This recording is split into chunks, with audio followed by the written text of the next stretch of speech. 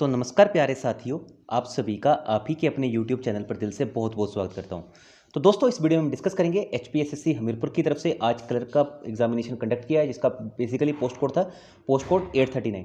तो दोस्तों, in future हमें ऐसा भी लग रहा है कि जो क्लर्क की एग्जाम है उसको रिप्लेस कर देगा JOAIT। ठीक है, तो हो सकता है जितने भी अभी क्लर्क के एग्जाम आ रहे हैं वो कुछ टाइम के लिए आए, इसके बाद हमें ये वाली वैकेंसी JOAIT से रिप्लेस होती हुई देखने को मिल जाएगी, क्योंकि अभी आपको पता कंप्यूटर का जमाना आ चुका है। तो चलिए ज़्यादा टाइम वेस्ट नहीं करते हैं, स्टार्ट करते हैं क्वेश्चन नंबर फर्स्ट से। पर उससे पहले मैं एक बार फिर से आपको यही गुजारिश करूंगा, अगर अभी तक आपने वीडियो को लाइक नहीं किया है तो प्लीज़ लाइक कर देना। इसके अलावा अगर आप चैनल पर पहली बार आए होंगे तो चैनल को सब्सक्राइब करके बेल आइकन प्रेस कर लेना, और वीडियो को अपने दोस्तों के साथ जरूर शेयर कीजिएगा। जितने भी आपके ग्रुप हैं, चाहे व्हाट्सएप, फेसबुक, इंस्टाग्राम, टेलीग्राम, वहाँ पर एक वीडियो को जरूर शेयर कर दीजिए। तो question number first is the Indus valley people had good relations with whom. तो इंडस वैली के जो लोग थे उनके अच्छे रिलेशन किसके साथ थे? तो उनके अच्छे रिलेशन थे मेसोपोटामिया की जो कल्चर थी उसके साथ। Next is Brahmanas are book that deal with. तो ये किसके साथ डील करती है? ये डील करती है रिचुअलिज्म के साथ। Lord Buddha was warning. तो ये तो शायद बच्चों वाला क्वेश्चन था, सिंपल सा क्वेश्चन था, Lumbini. Next is first council of Jainism held at. तो जैनिज्म की जितनी भी काउंसिल है और बुद्धिज्म की जितनी भी काउंसिल है, वहाँ से एक क्वेश्चन हमेशा आता है जितने भी एचपीएसएससी के एग्जाम रहते हैं। तो ये हुई थी पाटलिपुत्र में। ठीक है, पाटलिपुत्र को अभी क्या बोला जाता है? पटना। पटना कहाँ है? बिहार में। Next is Sakas were overthrown by. तो इसको किसने हराया था सकास को? तो ये थे Gautami Putra Satakarni. Next is Kharavela ruled over whom. तो इन्होंने रूल किया था कलिंग्स के ऊपर। Next is Batapi was the capital of. Batapi किसकी कैपिटल थी? बातापी कैपिटल थी चालुक्यास की। मूव करते हैं नेक्स्ट प्रश्न की तरफ। तो market control was first introduced by हुम। तो ये किसने किया था मार्केट कंट्रोल? तो ये किया था अलाउद्दीन खिलजी ने। तो इन्होंने किस तरह से मार्केट कंट्रोल किया था? तो ये इन्होंने हर चीज़ का एक भाव फिक्स कर दिया था। जैसे इन्होंने बोला कि चीनी कोई भी बेचेगा तो 20 रुपये किलो बेचेगा। ठीक है, अभी इसके बाद क्या करते थे, जो भी इनके मिनिस्टर थे वो चेक करते थे मार्केट में जाके कि कोई महंगी चीनी तो नहीं बेच रहा, या फिर महंगा कोई प्रोडक्ट तो नहीं बेच रहा है। फिर वो क्या करते थे, अपने बच्चों को भेज देते थे कि बच्चों को तो नहीं कोई चीज़ महंगी दी जा रही है। तो इन्होंने पूरा एक कह सकते हो चेक एंड बैलेंस सिस्टम अपनाया था मार्केट कंट्रोल का। तो ये बहुत फेमस पर्सन है अलाउद्दीन खिलजी। हालांकि ये खिलजी डायनेस्टी के फाउंडर नहीं है, बट बहुत इंपॉर्टेंट पर्सन है खिलजी डायनेस्टी के। Next is Kabir was the disciple of. शायद मैंने ये क्वेश्चन आपको बहुत बार करवा भी दिया है, Ramanand. Next is Bamni kingdom founded by हुम। तो हसन जी के द्वारा। Next is old name of Shimla वास। तो ये शायद शिमला था। Next is birth place of गुरु गोविंद सिंह। तो गुरु गोविंद सिंह का पुराना नाम सॉरी बर्थ प्लेस क्या था? तो इनका बर्थ प्लेस था पटना। पटना साहिब आपने नाम भी सुना होगा। और इनकी मृत्यु हुई थी नांदेड़ में। ठीक है, आपने सुना होगा, बहुत से जितने भी सिख रिलीजन के लोग हैं वो नांदेड़ साहिब जाते हैं। अच्छी जगह है, आपको जरूर विजिट करनी चाहिए नांदेड़ साहिब भी, और इवन पटना साहिब भी। तो ये इनका जो डेथ प्लेस है वो नांदेड़ है और बर्थ प्लेस है पटना। Chain of justice. तो किसने की थी लॉन्च चेन ऑफ जस्टिस? तो ये जहांगीर ने। Next is sea route to India founded in. तो सी रूट भारत में किसने फाइंड किया था? 1498 AD में पोर्टुगीज थे। ठीक है, तो एक जहांगीर से एक और चीज़ आपको यहाँ पे ये बताना चाहता हूँ, शायद अभी जो करीना कपूर है इन्होंने भी अपनी बच्चे का नाम शायद जहांगीर के नाम पे रखने का सोचा हुआ है। ठीक है, इनका दूसरा बच्चे का नाम तैमूर था। तो एक मैंने आपको एक्स्ट्रा इन्फॉर्मेशन भी दे दी है यहाँ पे। Next question is red fort of Delhi. तो रेड फोर्ट दिल्ली का किसने बनवाया था? शाहजहां ने। Next is Tulsidas was a contemporary of. Tulsidas किसके कंटेम्प्रेरी थे? तो तुलसीदास अकबर के। Next is Gandhi ji first first. तो गांधी जी ने पहली बार जो व्रत रखा था किसके लिए रखा था? तो इन्होंने रखा था strike off mill workers of Ahmedabad. तो अहमदाबाद के मिल वर्कर ने बहुत बड़ी स्ट्राइक की थी। इन्होंने बोला था कि हमें एक्चुअली में क्या, बेसिकली इनकी क्या मांग थी कि इनको एक तो प्रॉपर पगार नहीं दी जाती थी, प्रॉपर पेमेंट वहाँ पे नहीं दी जाती थी, और इनसे ओवर टाइम बहुत ज़्यादा करवाया जाता था। नेक्स्ट क्वेश्चन में मूव करने से पहले यही कहूँगा, अगर अभी तक आपने इंस्टाग्राम और टेलीग्राम को ज्वाइन नहीं किया है तो जाके यार प्लीज़ एक बार ज्वाइन कर लीजिए। इंस्टाग्राम पे सर्च कीजिए स्ट्रीट स्टडी 247, और टेलीग्राम पे सर्च कीजिए @स्ट्रीट स्टडी। जैसे आप @स्ट्रीट स्टडी सर्च करेंगे ऑफिशियल टेलीग्राम चैनल पर जुड़ जाओगे। वहाँ पे जो भी इंपॉर्टेंट PDFs होती हैं या फिर वीडियोस होती हैं वो सबसे पहले मैं वहीं पे डालता हूँ, उसके बाद ही पब्लिश करता हूँ। Next question is Muslim league founded demanded partition of India in. तो कब इन्होंने डिमांड किया था? It is in 1940 AD। ठीक है, और इस्टेब्लिश कब हुआ था मुस्लिम लीग? तो ये 1906 में इस्टेब्लिश हुआ था। Doctrine of lapse. तो ये तो शायद आप सभी को पता होगा, लॉर्ड डलहौजी। ठीक है, सबसे पहले उन्होंने सतारा को लिया था। सतारा कहाँ है? महाराष्ट्र, पुणे के पास पड़ता है Satara. Next is Hind Swaraj book किसने लिखी थी? तो ये मोहनदास करमचंद गांधी जी ने। Next is Cripps mission arrive during the regime of. किसके टाइम पे आया था? लॉर्ड लिलिथ को। Next is first women star film star nominated to Rajya Sabha. तो कभी कभी एग्जामिनेशन या फिर अगर आप इंटरव्यू देने जाएगा तो यहाँ पे पूछ लेगा कि वो पहली वीमेन स्टार कौन है जो नॉमिनेट हुई थी राज्यसभा। तो ये एक बहुत फेमस एक्टर की मम्मी है, मदर है। ठीक है, तो इनका नाम है नरगिस दत्त और ये मदर है संजय दत्त की। Next is maximum number of Lok Sabha seat पूछी है राज्य, सभी को पता उत्तर प्रदेश में 80 सीट, ठीक है। नेक्स्ट इस पार्लियामेंट में क्या क्या आता है, लोकसभा, राज्यसभा और प्रेसिडेंट। ये चीज़ें किसी स्टूडेंट, बहुत से स्टूडेंट इसको मिस कर देते हैं, उनको लगता है पार्लियामेंट में लोकसभा राज्यसभा भी आता है, बट प्रेसिडेंट भी आता है। President can be removed by, तो इनको पार्लियामेंट रिमूव कर सकती है, तो इसके लिए बेसिकली आपको पता है कि अलग अलग तरह से एक्ट लेके आने पड़ते हैं, इनके इम्पीचमेंट लेके आना पड़ता है, तभी जाके ऐसा होता है। अभी तक कोई भी प्रेसिडेंट हमारा इम्पीच्ड नहीं हुआ है। High court over the state of Arunachal Pradesh, तो अरुणाचल प्रदेश का जो बेसिकली जितने भी अफेयर्स होती हैं, कौन सा हाई कोर्ट कंट्रोल करता है, तो ये करता है गुवाहाटी। गुवाहाटी कहाँ का है, असम का हाई कोर्ट है, ठीक है। और असम की कैपिटल गुवाहाटी नहीं है, असम की कैपिटल है दिसपुर, तो ये भी याद रखना। नाइन्थ शेड्यूल ऑफ कॉन्स्टिट्यूशन, तो नाइन्थ शेड्यूल किस अमेंडमेंट से आया था, फर्स्ट अमेंडमेंट से 1951 में। इलेक्शन काउंसिल जो होता है इसी डज नॉट कंडक्ट, तो लोकल बॉडी के इलेक्शंस को इलेक्शन काउंसिल कंडक्ट नहीं करता है।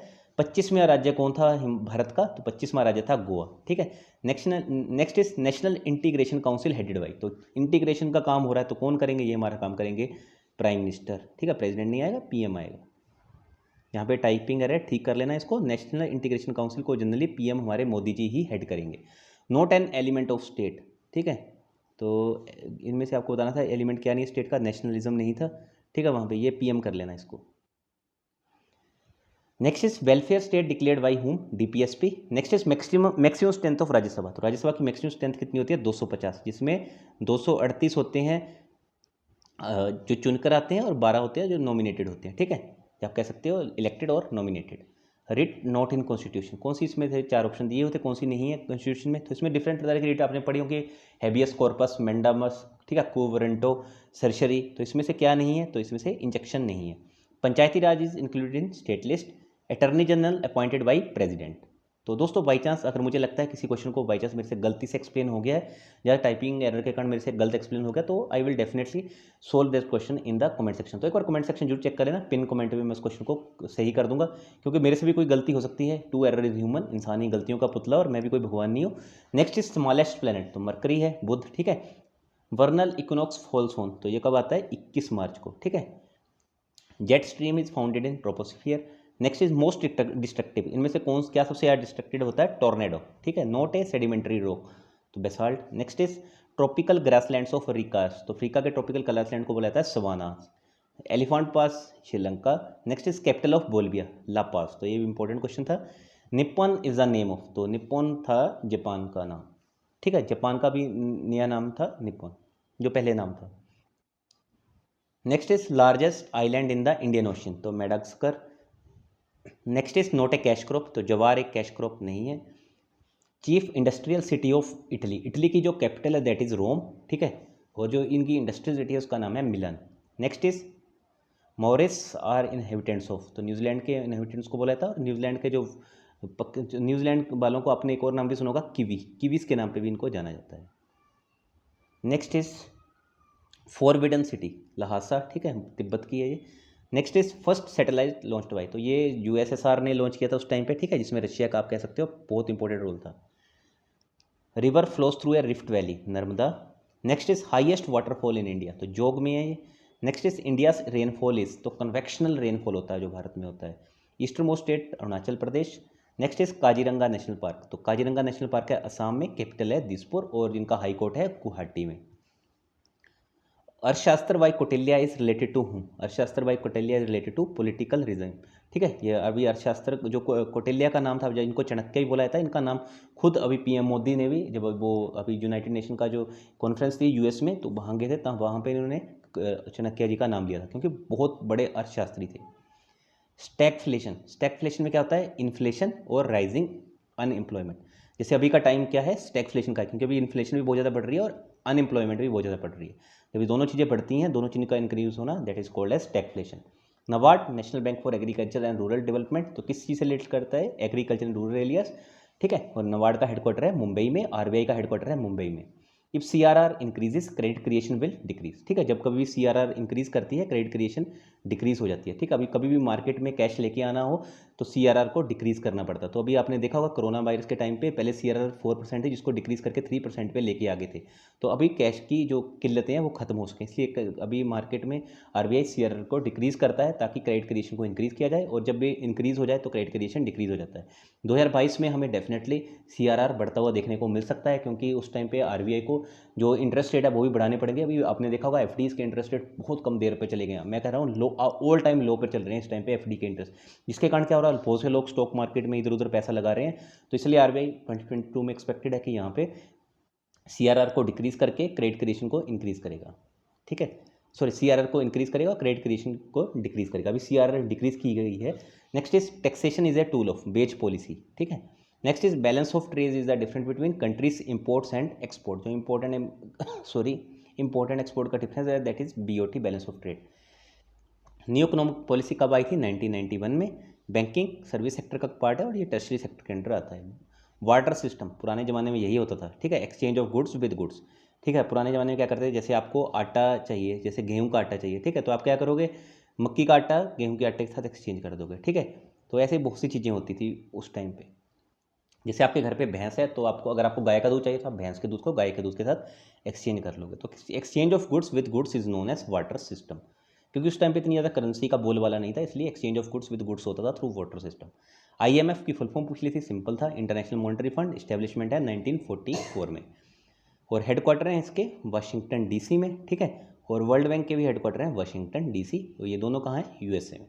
तो चलिए दोस्तों, इस वीडियो में इतने था। Thanks for watching the video अच्छी लगी हो तो जरूर लाइक शेयर सब्सक्राइब करना, अपने दोस्तों के साथ जरूर शेयर कर दिए जो भी ये पेपर देके आए हैं। बहुत जल्दी मिलते हैं नेक्स्ट वीडियो के साथ। Thank you so much.